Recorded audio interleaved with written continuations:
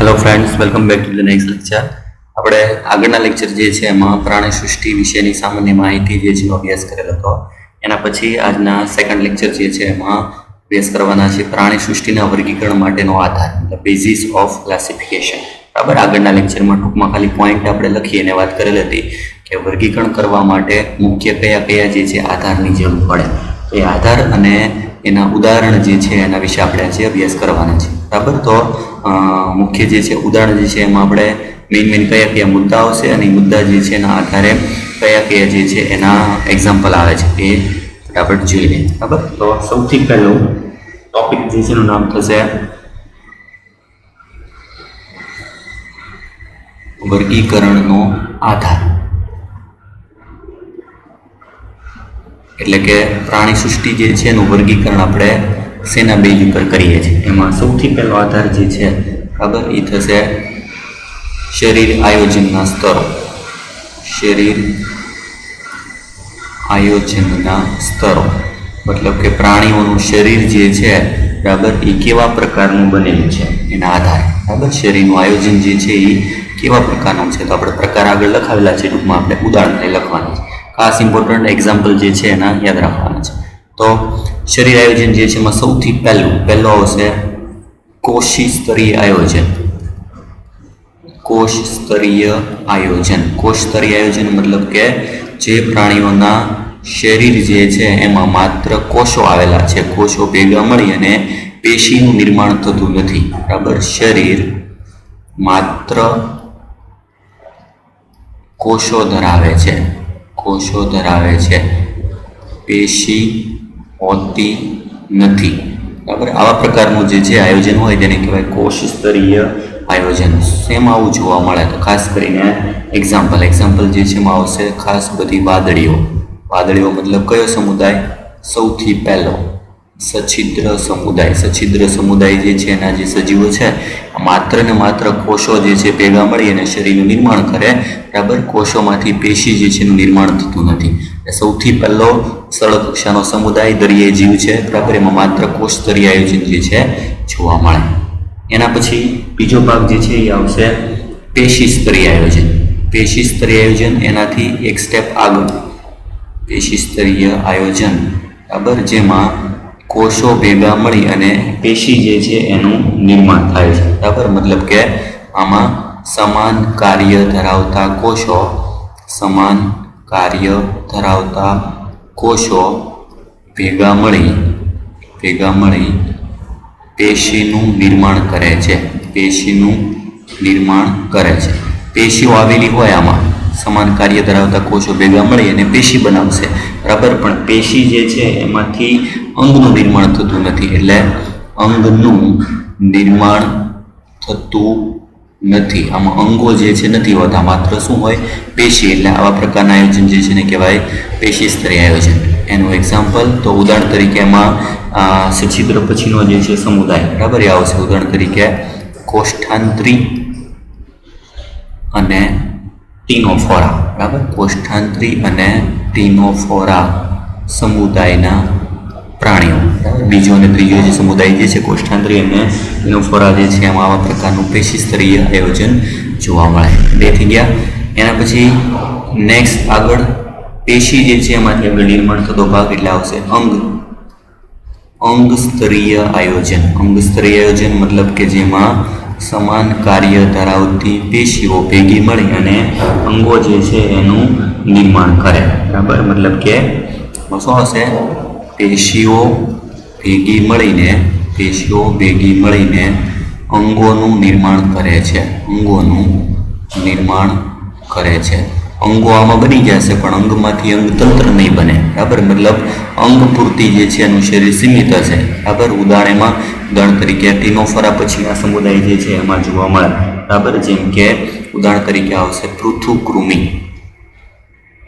પૃથુકૃમિ અને બીજા ઉચ્ચ સમુદાય જે છે એના પ્રાણીઓ. પૃથુકૃમિ સમુદાય જે છે એના સજીવોમાં અંગ સ્તરીય આયોજન જે છે જોવા મળે પણ એમાંથી અંગતંત્ર જે છે નિર્માણ થતું નથી. બરાબર, અને સૌથી જટિલ છેલ્લો પ્રકાર. બરાબર, છેલ્લો વિભાગ જે છે આવશે વિભાગ થશે સૌથી જટિલ. એને કહેવાય અંગ તંત્ર સ્તરીય આયોજન.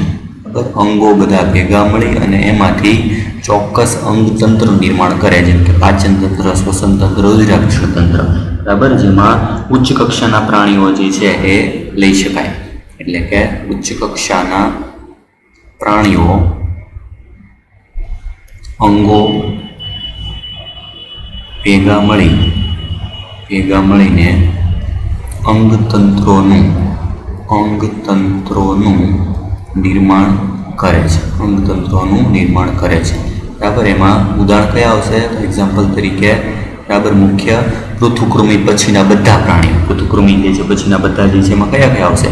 તો દાખલા તરીકે પૃથુકૃમિ પછી હતું સૂત્રકૃમિ, નુપુરક, સૂત્રકૃમિ પછીનો ભાગ જે છે નુપુરક, એના પછી સંધિપાદ, નુપુરક, સંધિપાદ, શૂળત્વચી, મૃદુકાય અને છેલ્લું હતું મેરુદંડી. એટલે ટૂંકમાં કેવું હોય તો આપણે શું કહી શકીએ કે ટૂંકમાં ઇનડાયરેક્ટલી અર્થ થશે સૂત્રકૃમિથી માંડી અને મેરુદંડી જે છે સુધીના દરેક સમુદાય છે એમાં અંગતંત્ર સ્તરીય આયોજન જે છે એ લાગુ પડશે. બરાબર, જેમાં અંગતંત્ર સ્તરીય આયોજન મતલબ કે ઉચ્ચ કક્ષાનું જટિલ જે છે પ્રાણી છે જેમાં અંગો બધા ભેગા મળી અને અંગતંત્ર જે છે એનું નિર્માણ કરતા હશે. એટલે ખાસ જે છે આ બધામાં મેઇન ઇમ્પોર્ટન્ટ ભાગ જે છે શું થશે? તો કે દરેક ભાગ જે છે એમાં કોષ સ્તરીય આયોજન, તો એમાં કોનું ઉદાહરણ આવશે? વાદળી એટલે સછિદ્ર. બરાબર, પેશી સ્તરીય આયોજન જે છે એમાં જોવા મળશે કોષ્ઠાંતરી અને ટીનોફોરા. અંગ સ્તરીય આયોજન જે છે જોવા મળશે પૃથુકૃમિમાં. અંગતંત્ર સ્તરીય આયોજન જોવા મળશે સૂત્રકૃમિથી માંડી અને મેરુદંડી, મતલબ કે આગળના બધા પ્રકારના જે છે પ્રાણીઓ. બરાબર, એમાં અંગતંત્ર સ્તરીય આયોજન જોવા મળે. આ થઈ ગયો સૌથી પહેલો જે છે પ્રાણી સૃષ્ટિનું વર્ગીકરણ કરવા માટેનો આધાર. બરાબર, કોષીય, પેશીય, અંગ અને અંગતંત્ર સ્તરીય આયોજન. બરાબર, ઉદાહરણ ખાસ ઇમ્પોર્ટન્ટ પૂછાય છે અને એના પ્રાણીઓના નામ પણ આધાર આપે પૂછી શકે. બરાબર, જે આપણે આગળ એક સમુદાય ભણશું ત્યારે તમને ખ્યાલ આવી જશે.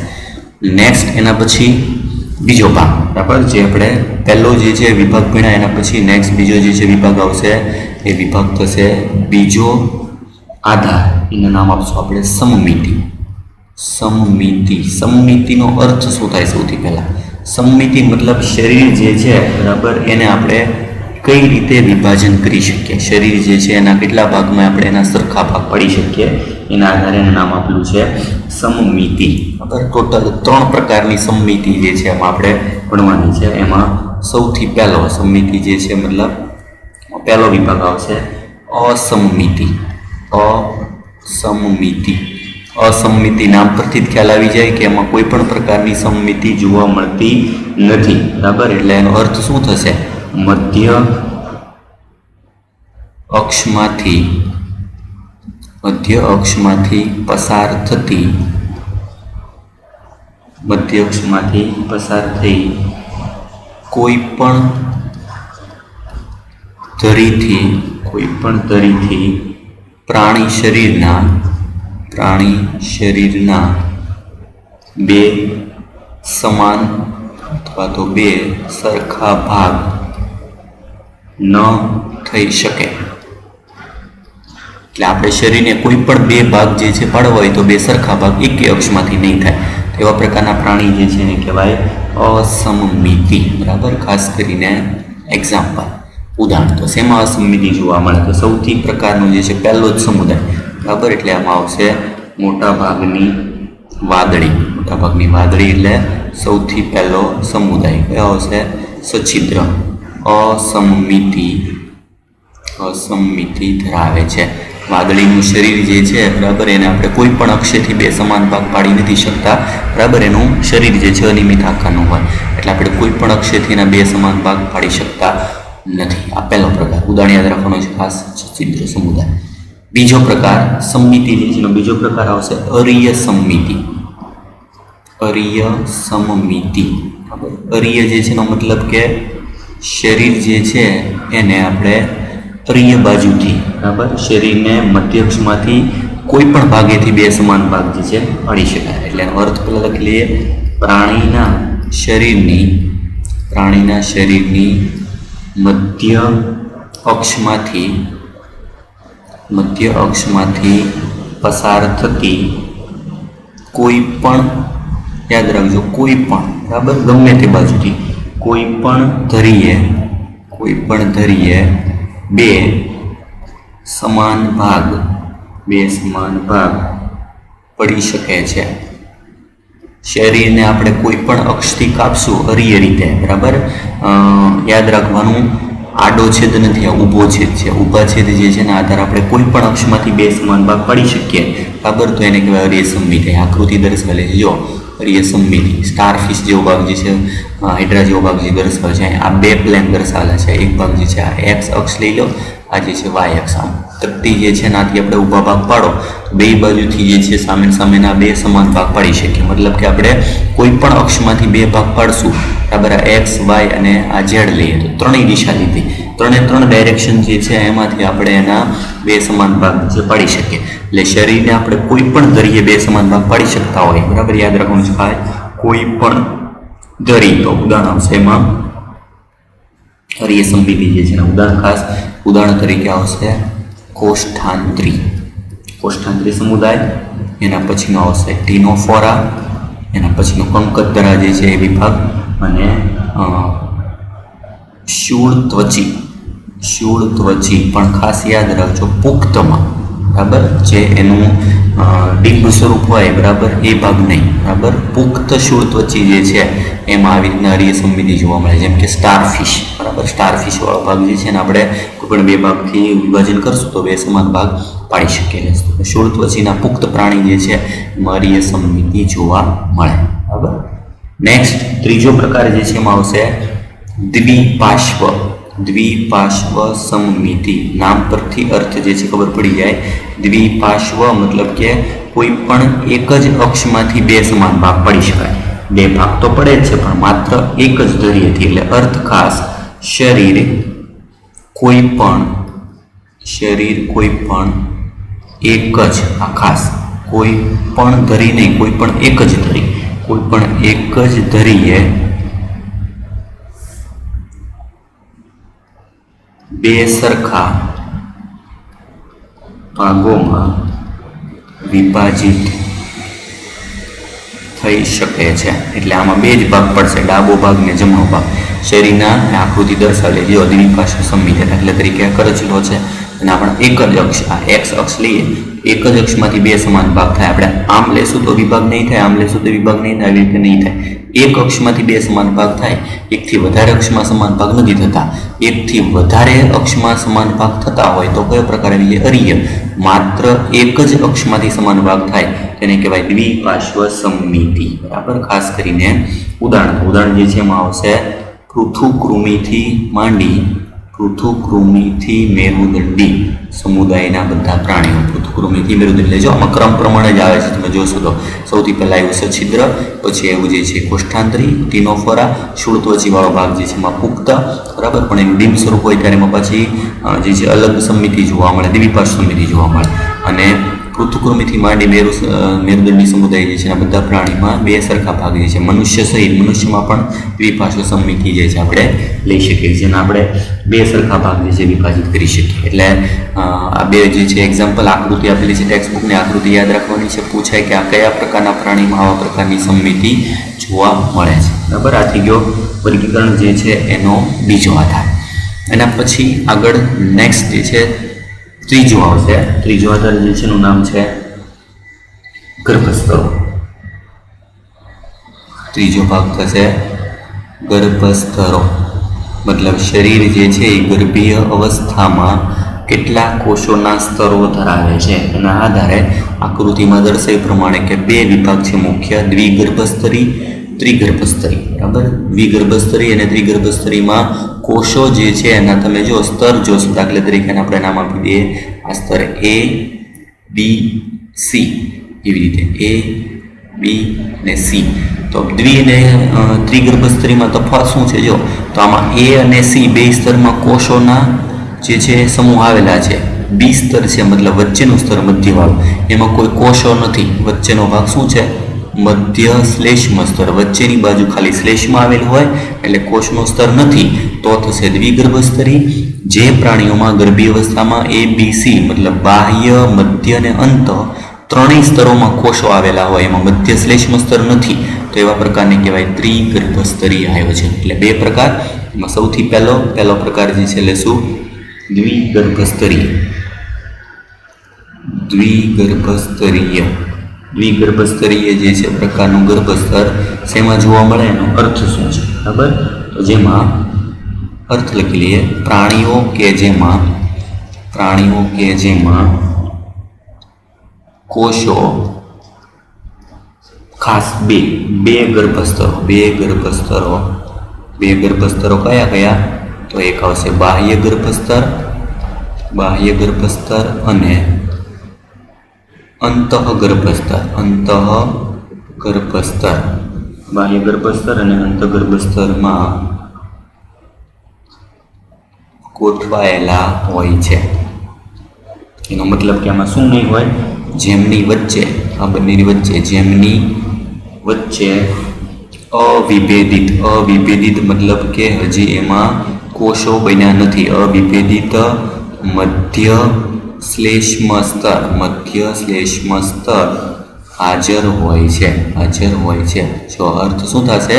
આકૃતિ યાદ રાખવાની છે. આકૃતિ પૂછે કે કયા પ્રકારની આકૃતિ દર્શાવે છે તો બહારની બાજુ બાહ્ય ગર્ભસ્તર હોય, અંદરની બાજુ અંતઃગર્ભસ્તર હોય અને વચ્ચેની બાજુ કોષો નથી. કોષો વગરનું સ્તર કયું છે? મધ્ય શ્લેષ્મ સ્તર. એટલે કેવું કહેવાય? અવિભેદિત મધ્ય શ્લેષ્મ સ્તર હાજર હોય. આવા પ્રકારના જે છે પ્રાણીઓને કહેવાય દ્વિગર્ભ સ્તરીય પ્રાણીઓ.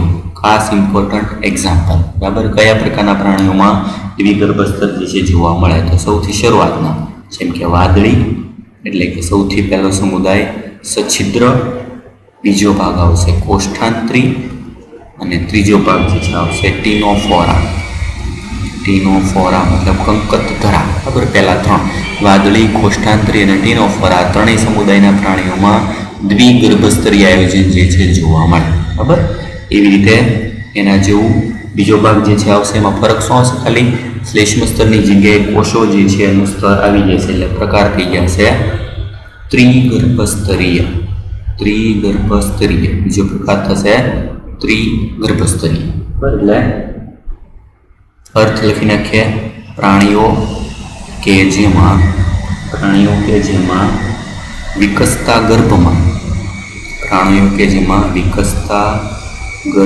કારણ કે ગર્ભી અવસ્થામાં જ માત્ર જોવા મળે. વિકસતા ગર્ભમાં બાહ્ય અને અંતઃ ગર્ભસ્તરની વચ્ચે એટલે બાહ્ય અને અંતઃ ગર્ભસ્તર તો હોય જ, ની વચ્ચે ત્રીજું ગર્ભસ્તર શું નામ થશે? મધ્ય ગર્ભસ્તર હાજર હોય છે. આગળ શું નામ આવ્યું હતું? મધ્ય શ્લેષ્મ સ્તર. એની જગ્યામાં શું આવી જશે? મધ્ય ગર્ભસ્તર જે છે જો આમાં હાજર છે. આમાં એવું કંઈ હોતું નથી. મતલબ કે પ્રાણી જ્યારે ગર્ભી અવસ્થામાં હોય ત્યારે એના શરીર 3 ગર્ભસ્તરમાંથી વિકાસ પામે બરાબર. ઉદાહરણ ખાસ ઇમ્પોર્ટન્ટ એક્ઝામ્પલ કયા આવશે?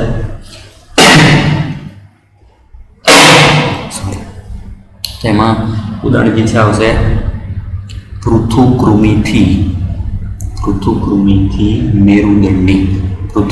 મેરુદંડી મતલબ વચ્ચેના બધા સમુદાયમાં આવી જશે બરાબર. પૃથુકૃમિ, સૂત્રકૃમિ, નુપૂરક, સંધિપાદ, શૂળત્વચી, સામી મેરુદંડી બધા બરાબર. એટલે પૃથુકૃમિથી માંડી અને મેરુદંડી સુધીના બધા પ્રાણીઓ જે છે બરાબર એ ત્રિગર્ભ સ્તરીય જે છે જટિલ પ્રમાણના પ્રાણીઓ તરીકે લઈ શકે. આકૃતિ પૂછાય એવા પ્રકારના જે છે પ્રાણીઓ કયું ગર્ભ સ્તર ધરાવે છે તો માત્ર શું જોવાનું છે તમારે? જો કે વચ્ચેનું સ્તર ખાલી સિમ્પલ પ્લેન હશે, એમાં કોઈ કોષો દર્શાવેલા નહીં હોય તો કયું થશે? દ્વિગર્ભ સ્તર. 3 પ્રકારના ભાગમાં કોષો દર્શાવેલા હોય તો એ થશે ત્રિગર્ભ સ્તરીય પ્રકારનું આયોજન બરાબર. જે વર્ગીકરણનો ત્રીજો આધાર છે. હવે એના પછી નેક્સ્ટ ચોથું આવશે. ચોથો વર્ગીકરણ આધાર જે છે એના તરીકે આપણે લઈશું દેહકોષ્ઠ, જેને આપણે નામ આગળ આપ્યું હતું શરીર ગુહા અથવા દેહકોષ્ઠ. દેહની અંદર આવેલું કોષ્ઠ એટલે પોલાણ. શરીર ગુહા જે છે કેવા પ્રકારની હાજર છે એના આધારે દેહ કોષ જે છે એવા 3 પ્રકાર, બરાબર. એટલે 3 પ્રકાર જે છે એટલા તો આપણે પ્રકાર જે છે દેહ કોષનો અર્થ શું છે સમજી લઈએ, બરાબર. તો દેહ કોષનો અર્થ શું? જો શરીર દિવાલ, અને શરીર દિવાલ એટલે બહારની ચામડી, અને પાચન માર્ગની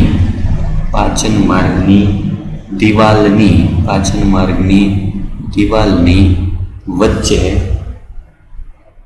ગુહાની હાજરી અથવા ગેરહાજરી એ વર્ગીકરણનો મહત્વનો આધાર છે. એટલે આમાં વ્યાખ્યા પણ આવી ગઈ. જો દેહ કોષનો અર્થ શું થશે? દેહ કોષનો અર્થ આવી ગયો કોઈ પણ પ્રાણીનું શરીરની ચામડી અને એનું પાચન માર્ગ એની બંનેની વચ્ચેના ભાગમાં આવેલું કોટર, ગુહા, એને કહેવાય દેહ કોષ. એ હાજર છે કે ગેરહાજર એના આધારે પ્રાણીઓને ટોટલ 3 વિભાગ જે છે એમાં વિભાજિત કરેલા છે. પહેલો પ્રકાર લઈએ અદેહકોષ્ઠી. અદેહકોષ્ઠી નામ પરથી અદેહ મતલબ એવું દેહ કોષ જે છે આમાં હોતું નથી. અર્થ ટૂંકમાં પ્રાણીઓમાં દેહ કોષ્ઠ અથવા તો એનું બીજું નામ શરીર ગુહા ગેરહાજર હોય છે. પ્રાણીઓમાં દેહ કોષ જે છે હોતું નથી. આકૃતિ આપેલી છે. જો પેલો દેહ કોષ એ, બીજો આભાસી, ત્રીજો દેહ કોષ. એટલે આ આકૃતિ થશે. જો એમાં 3 સ્તરો આપેલા છે, બાહ્ય, મધ્ય અને અંત. 3 સ્તરમાં વચ્ચે કંઈ કોટર જેવો ભાગ હાજર નથી. બરાબર. 3 સ્તરો જે છે જે આપણે આગળ ત્રિગર્ભસ્તરીય આકૃતિ દર્શાવી એની જેવી સેમ લાગે છે, એ યાદ રાખજો. એ અદેહકોષ્ઠી પ્રકાર પણ દર્શાવે છે. બરાબર. ખાસ એક્ઝામ્પલ ઉદાહરણ શેમાં જોવા મળશે? અદેહકોષ્ઠી જે છે એમાં ઉદાહરણ તરીકે આવશે પૃથુકૃમિ. બરાબર. પૃથુકૃમિ સમુદાય જે છે એના યકૃતકૃમિ, પટ્ટીકૃમિ જે છે બધા પ્રાણીઓમાં આવું દેહ કોષ જે છે હોતું નથી. એટલે પ્રકાર આવશે અદેહકોષ્ઠી. નેક્સ્ટ બીજો પ્રકાર આવશે કૂટદેહકોષ્ઠી. કૂટ એટલે ખોટું અથવા બીજો નામ આપ્યો છે. જો આભાસી દેહ કોષ્ઠ, કૂટદેહ કોષ્ઠ અથવા આભાસી દેહ કોષ્ઠ. મતલબ આપણને દેહ કોષ્ઠ જેવો આભાસ થાય. ખરેખર દેહ કોષ્ઠ વિકસિત નથી, પણ એના જેવી દેખાતી રચના આમાં જોવા મળે. એને કહેવાય કૂટદેહકોષ્ઠી. બરાબર. જેમાં અર્થ જે છે એનો શું થશે? જો પ્રાણીઓ કે જેમાં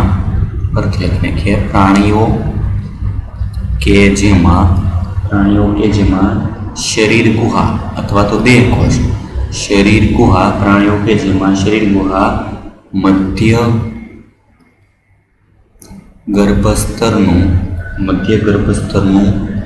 આવરણ નથી, પરંતુ આ સ્તરમાં વચ્ચે છૂટી છવાઈ કોથળી સ્વરૂપે ગોઠવાયેલું હોય છે. એટલે મધ્ય ગર્ભસ્તર આખું જે છે એ દેહ કોષ નથી બનાવતો. આકૃતિ જો આભાસી દેહ કોષ એટલે બી આકૃતિ. આ બાહ્ય ગર્ભસ્તર થશે પહેલું, અંદરનું અંતઃગર્ભસ્તર, વચ્ચેનું જે છે બરાબર આ મધ્ય ગર્ભસ્તર આખું નથી બનેલું. જો આમ રાઉન્ડ સ્વરૂપમાં આવી રીતના ભાગ જે દર્શાવે એની વચ્ચે રહેલો અવકાશ આ થશે કૂટદેહ કોષ. બરાબર. જો વચ્ચેના ભાગમાં આખું સળંગ ગર્ભસ્તર કોટર સ્વરૂપે હોત તો એને દેહ કોષ કહેવાય, પણ દેહ કોષમાં છૂટી જવાય કોથળી સ્વરૂપે જે છે વચ્ચે આવેલો ભાગ હોય તેને કહેવાય કૂટદેહકોષ્ઠી અથવા તો આભાસી દેહકોષ્ઠી. આવું શેમાં જોવા મળે? ખાસ ઇમ્પોર્ટન્ટ એક્ઝામ્પલ તરીકે યાદ રાખજો સૂત્રકૃમિ. બરાબર. જેને આપણે ગોળકૃમિ તરીકે પણ ઓળખીએ છીએ, કરમિયા. બરાબર. એમાં કૂટદેહકોષ જે છે એની હાજરી જોવા મળે. ઉદાહરણ ખાસ ઇમ્પોર્ટન્ટ છે. સૂત્રકૃમિ સમુદાયમાં આભાસી દેહકોષ જોવા મળે. અને ત્રીજો વિભાગ બરાબર જે આગળ પ્રમાણે મેઇન પ્રકાર એ થશે દેહકોષ્ઠી. દેહકોષ્ઠીમાં બરાબર બહુ જાજુ લખવાની જરૂર નથી. આકૃતિ એ જુઓ, વચ્ચેનો ભાગ છે મધ્ય ગર્ભસ્તર જે છે, જો આમાં જે ઓરેન્જ કલર દર્શાવેલો છે એની વચ્ચે કોટર જેવો ભાગ દેખાય છે, એ ભાગ થશે દેહકોષ્ઠ. બરાબર. જે મધ્ય ગર્ભસ્તરમાંથી નિર્માણ પામે છે. બરાબર. જે મધ્ય ગર્ભસ્તરથી આવરિત ગુહાની હાજરી ધરાવે છે.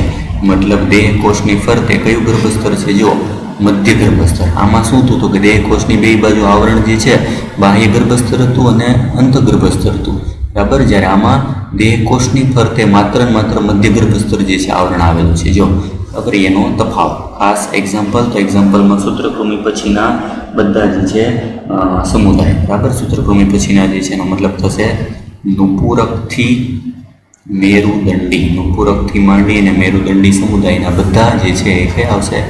દેહકોષ્ઠી, બરાબર. દેહકોષ્ઠી પ્રકાર જે છે એના સમુદાય તરીકે આપણે લઈ શકીએ. એટલે આ રીતે જે છે ટોટલ 3 પ્રકારના જે છે દેહકોષના આધારે આપણે જે છે એના વિભાજન કરી શકીએ. આકૃતિ યાદ રાખવાની છે, આકૃતિના આધારે પૂછાય.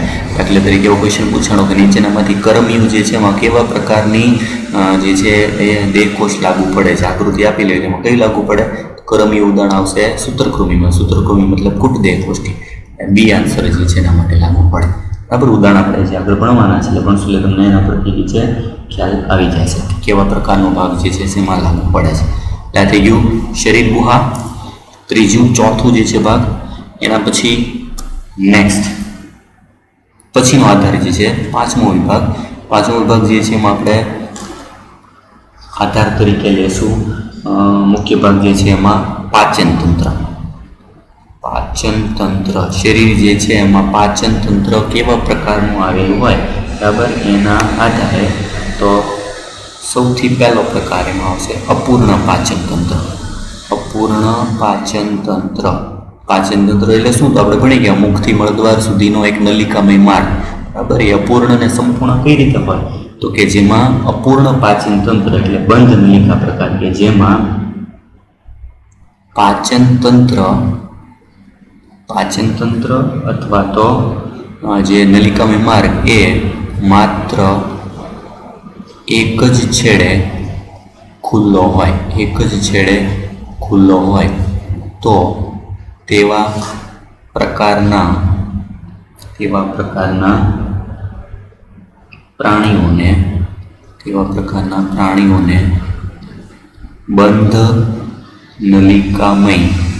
બંધ નલિકામય માર્ગ અથવા અપૂર્ણ પાચન તંત્ર કહે છે. યાદ શું રાખવાનું છે? એક જ છેડે ખુલ્લો હોય. મુખ કે મળદ્વાર જે છે એ એક જ છેડે હોય, બે બાજુ ખુલ્લો ભાગ ન હોય, એટલે નામ કેવું? બંધ નલિકામય માર્ગ. ઉદાહરણ ખાસ એક્ઝામ્પલ કયા પ્રકાર જે છે એમાં જોવા મળે? ઉદાહરણ તરીકે આવશે કોષ્ઠાંત્રીથી માંડી અને પૃથુકૃમિ. કોષ્ઠાંત્રીથી માંડી અને સછિદ્ર તો હોય જ નહીં, કોષ્ઠાંત્રીથી માંડી અને પૃથુકૃમિ સુધીના પ્રાણીઓ જે છે એમાં અપૂર્ણ પાચન તંત્ર અથવા બંધ નલિકામય માર્ગ જે છે જોવા મળે, બરાબર. જ્યારે એની સરખામણીમાં બીજો પ્રકાર જે છે એ આવશે સંપૂર્ણ પાચન માર્ગ. સંપૂર્ણ પાચન તંત્ર, પાચન માર્ગ જે બંને છેડે જે છે ખુલ્લો જોવા મળે. પાચન માર્ગ મુખ અને મળદ્વાર એમ બંને છેડે ખુલ્લો હોય છે. જેમાં મુખ અને મળદ્વાર બે છેડે જે છે માર્ગ ખુલતા હોય તો એને કહેવાય સંપૂર્ણ પાચન તંત્ર. ઉદાહરણ આવશે આગળનું પૃથુકૃમિ પછીનું, મતલબ કે સૂત્રકૃમિથી મેરુદંડી સમુદાયના બધા પ્રાણીઓ. સૂત્રકૃમિથી મેરુદંડી જે છે વિભાગના બધા પ્રાણીઓ, બરાબર. આ બધામાં આવશે પાચન તંત્ર જે છે એનો પ્રકાર કયો હતો? સંપૂર્ણ પ્રકાર. એટલે બે ઉદાહરણ થઈ ગયા. અપૂર્ણ વાળો ભાગ આવશે તો કોષ્ઠાંત્રી, સંપૂર્ણ વાળો ભાગ આવશે સૂત્રકૃમિથી મેરુદંડી. આ થઈ ગયો પાંચમો આધાર, બરાબર. નેક્સ્ટ એના પછી છઠ્ઠો આધાર જે છે આવશે ખંડતા. ખંડતા એટલે શરીર જે છે એ ખંડોમાં વિભાજિત થાય છે કે નહીં એના આધારે, બરાબર. તો એમાં ઉદાહરણ તરીકે પેટા પ્રકાર જે છે આવશે, જેમ કે ખંડતા જેવો ભાગ દેખાય પણ ખરેખર છે નહીં. કૂટ સમખંડતા એટલે કે આપણને શરીરને સરખા ખંડોમાં વિભાજિત થયેલો ભાગ હોય એવું દેખાય પણ એવું ખરેખર છે નહીં. એમાં આવશે ઉદાહરણ તરીકે પટ્ટીકૃમિ. બરાબર પટ્ટીકૃમિ જે છે બરાબર જે પૃથુકૃમિ સમુદાય જે છે એનું પ્રાણી છે એમાં શરીર જે છે બરાબર આકૃતિ તમે એની પટ્ટીકૃમિ જે છે એની જોશો તો પટ્ટીકૃમિવાળા ભાગ જે છે એમાં આપણને પટ્ટા પટ્ટા જેવા ખંડો દેખાય બરાબર એ ખાલી આપણને આભાસ થાય છે એની શરીરની અંદર આવા કોઈ પટ્ટા જેવા ખંડો હોતા નથી એટલે એને કહેવાય કુટ સમખંડતા. બીજો પ્રકાર આવે સમખંડતા. સમખંડીય ખંડતા મતલબ શરીરને ચોક્કસ જે છે સરખા ખંડોમાં વિભાજિત કરી શકાય બરાબર. એમાં ઉદાહરણ તરીકે આવશે નુપુરક. નુપુરકમાં ખાસ કરીને અળસિયું. અળસિયું જે છે એને શરીરમાં 100 થી 125 જેટલા ખંડો આવેલા હોય આંતરિક અને બાહ્ય બંને બાજુ. નુપુરક, સંધિપાદ બરાબર. સંધિપાદ સમુદાયમાં બાહ્ય ખંડો હોય અને મેરુદંડી. નુપુરક, સંધિપાદ અને મેરુદંડી એમાં સમખંડતા જે છે એ જોવા મળે બરાબર. મતલબ કે સમખંડીય ખંડતાનો મતલબ શું? બાહ્ય અને આંતરિક, બાહ્ય અને આંતરિક બંને બાજુ બંને દિશામાં ખંડો હાજર હોય તો તેને સમખંડીય ખંડતા કહે છે. સમખંડીય ખંડતા યાદ રાખજો. નુપુરકમાં માત્ર જે છે સમખંડી ખંડતા હોય મતલબ બહાર ને અંદર બે બાજુ ખંડો દેખાય. સંધિપાદમાં ખાલી 12 ખંડો હોય પાછા અંદર ખંડો નથી હોતા. એવી જ રીતે મેરુદંડીવાળા ભાગમાં પણ જે છે બાહ્ય ખંડો જોવા મળે. એટલે ખાલી સમખંડી ખંડતાનું ઉદાહરણ પૂછે તેમાં આવશે નુપુરક સમુદાય અને અળસિયું બરાબર. બીજામાં ખાલી ખંડો પૂછે ખંડતા તો સંધિપાદ અને મેરુદંડીવાળો વિભાગ જે છે પણ એમાં લઈ શકાય બરાબર. ત્યાંથી યુ ખંડતા પ્રકારનો આધાર. નેક્સ્ટ એના પછી 7મો જે છે ભાગ આવશે. 7મો જે છે વર્ગીકરણીય આધાર. 7મા વર્ગીકરણીય આધાર જે છે એમાં આવશે પરિવહન તંત્ર. પરિવહન તંત્ર આગળ કીધું પ્રમાણે પરિવહન તંત્ર જે છે એના મુખ્ય જે છે 2 પ્રકાર. ખુલ્લું પરિવહન તંત્ર અને બંધ પરિવહન તંત્ર છે રુધિર વહન કરવા માટે. તો એમાં પહેલો પ્રકાર આવશે ખુલ્લું પરિવહન તંત્ર. ખુલ્લું પરિવહન તંત્ર એની સરખામણીમાં બીજી બાજુ ભાગ લઈએ બંધ પરિવહન તંત્ર. બંધ પરિવહન તંત્ર. ખુલ્લું તંત્ર અને બંધ તંત્ર બંને જે છે એમાં તફાવત શું હોય બરાબર. તો સૌથી પહેલાં જે છે એને આપણે એક આકૃતિ દ્વારા સમજી લઈએ તો બંને ભાગ જે છે એમાં તફાવત શું હોય. ખુલ્લા અને બંધ તંત્ર જે છે એને આપણે કઈ રીતે દર્શાવી શકીએ. તો કેટલાક પ્રાણીઓ જે છે એમાં આ રીતનું તંત્ર જોવા મળે. ભાગ શું છે બરાબર એ સમજી લઈએ. કેટલાક પ્રાણી જે છે એમાં આ પ્રમાણેનું તંત્ર જોવા મળે.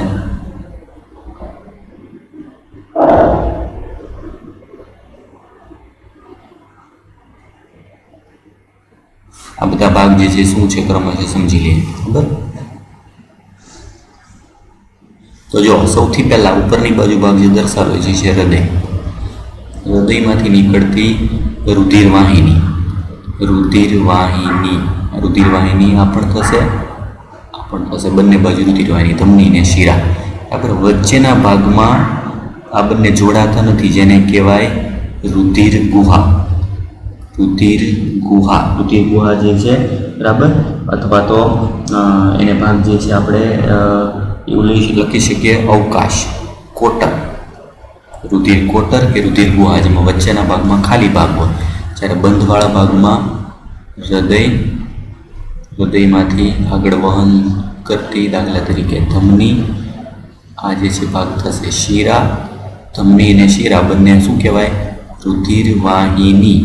રુધિરવાહિનીથી નાની વાહિની જેને કહેવાય રુધિર કેશિકા. ધમની અને શિરાથી નાનો ભાગ જેને કહેવાય રુધિર કેશિકા બરાબર. બંનેમાં તફાવત તમે જોશો તો ખ્યાલ આવશે. જો હૃદય જે છે વચ્ચેના ભાગમાં આવેલા છે વાલ્વ બરાબર. રુધિરનું વહન કરવા માટેના હૃદયની અંદર આવેલા વાલ્વ. જો હૃદયમાંથી રુધિર જશે રુધિરવાહિની, ત્યાંથી શરીર કોટર ખુલ્લા તંત્ર બરાબર. વચ્ચે કોઈ જે છે અંગો ના હોય ખુલ્લા કોટરમાં રુધિર જાય, ત્યાંથી પાછું વાહિનીમાં જાય. આવી રીતે આમ ફેર્યા કરે. જો આવું વહન થતું હોય તો વચ્ચે રુધિર ગુહા કે કોટર આવેલું હોય તો એના પ્રકારને કહેવાય ખુલ્લું તંત્ર. બીજો પ્રકાર જેમાં હૃદયમાંથી રુધિરવાહિની, ત્યાંથી કેશિકા, ત્યાંથી પાછું શિરા, શિરામાંથી પાછું હૃદયનું. રુધિર માત્ર હૃદય અને રુધિરવાહિનીમાં જ વહન પામે, વચ્ચે ક્યાંય અંગોમાં હોય નહીં, તો એ પ્રકારને કહેવાય બંધ પ્રકારનું પરિવહન તંત્ર. એટલે આપણે બંને જે છે એના તફાવતને આધારે લખવું હોય બરાબર તો શું લખી શકાય? જો તો ખુલ્લા પ્રકારમાં રુધિર કેશિકાની ગેરહાજરી, જો આમાં રુધિર કેશિકા નથી, વચ્ચે કેશિકાવાળો ભાગ નથી, રુધિર કેશિકાની ગેરહાજરીના લીધે રુધિર પેશીય અવકાશ, પેશી અવકાશ મતલબ પેશી વચ્ચેની જગ્યા, પેશી અવકાશ અથવા તો રુધિર ગુહામાં ભરેલું હોય છે, રુધિર ગુહામાં ભરેલું હોય છે બરાબર. ખાસ એક્ઝામ્પલ મહત્વના છે. ખુલ્લા પ્રકારનું તંત્ર જે છે કેવા પ્રકારના પ્રાણી જે છે એમાં જોવા મળે, તો ઉદાહરણ તરીકે એમાં આવશે સંધિપાદ બરાબર, કીટકો બધા. પછી બીજું ઉદાહરણ આવશે મૃદુકાય બરાબર, સંધિપાદ જે છે મૃદુકાય. પછી આવશે શૂળ ત્વચી, કાંટાવાળા જે છે શરીર ધરાવતા એવા પ્રાણીઓ બરાબર, અને સામી મેરુદંડી. આટલા સમુદાયના પ્રાણીઓ જે છે બરાબર, એમાં ખાસ કરીને ખુલ્લું પ્રકારનું તંત્ર જોવા મળે. ખાસ યાદ રાખજો, ખુલ્લામાં રુધિર કેશિકા ન હોય, એની જગ્યાએ રુધિર ગુહા જે છે હાજર હોય. એની સરખામણીમાં બંધ પરિવહન તંત્ર જે છે એ શું ધરાવે છે બરાબર, તો એમાં રુધિર હૃદય અને ભિન્ન વ્યાસ ધરાવતી રુધિર વાહિનીઓ એટલે કઈ તો કે ધમની, શિરા અને રુધિર કેશિકા. આ બધી રુધિર વાહિની કહેવાય. રુધિર કેશિકા અલગ અલગ વ્યાસ, મોટા કદની, એનાથી નાની. હૃદય જે છે અને ભિન્ન વ્યાસ ધરાવતી રુધિર વાહિની, એમાં રુધિર વહન પામે છે. મતલબ આમાં શું નહીં હોય, ગેરહાજર જે છે શું હશે બરાબર, રુધિર ગુહા કે કોટર ગેરહાજર હોય છે. આગળના ભાગમાં રુધિર કેશિકા ગેરહાજર હતું અને રુધિર ગુહા હાજર હતું. આમાં રુધિર કેશિકા હાજર હોય અને રુધિર કોટર જે છે ગેરહાજર જે છે જોવા મળે બરાબર. એક્ઝામ્પલમાં ઉદાહરણ તરીકે જે છે મુખ્ય આવશે સમુદાય તરીકે નુપુરક સમુદાય અને મૃદુકાયમાં ખાસ કરીને પ્રકાર આવશે શીર્ષપાદી મતલબ કે જેમાં શીર્ષવાળા ભાગ જે છે એના ભાગમાં ઉપાંગો જોવા મળે એવા મૃદુકાય. આ શીર્ષપાદી સિવાયના આવશે. મુખના ભાગે પગ ન હોય બરાબર એવા, મુખના ભાગે પગ હોય એવા મૃદુકાય બરાબર, અને પૃષ્ઠવંશી વગેરે. આ ઉદાહરણ જે છે બધા નુપુરક, મૃદુકાય, શીર્ષપાદી અને પૃષ્ઠવંશી. આ ઉદાહરણ જે છે એમાં બંધ પ્રકારનું પરિવહન તંત્ર જે છે એ જોવા મળે બરાબર. આ થઈ ગયો 7મો વિભાગ જે છે પરિવહન તંત્ર જે છે એના આધારે બરાબર. નેક્સ્ટ એના પછી લાસ્ટ જે છે વિભાગ, જેને આપણે મેરુદંડી અને અમેરુદંડી જે છે વિભાગ જે છે લઈએ છીએ બરાબર. એ વિભાગ આવશે 8મો વિભાગ, જેનો વિભાગના નામને આધારે લઈએ છીએ આપણે મેરુદંડ જે છે એના આધારે મેરુદંડ વાળો ભાગ જે છે એ શું છે બરાબર, તો કેટલાક પ્રાણીઓ પેલા અર્થ લઈએ. કેટલાક પ્રાણીઓમાં ભ્રૂણીય વિકાસ દરમિયાન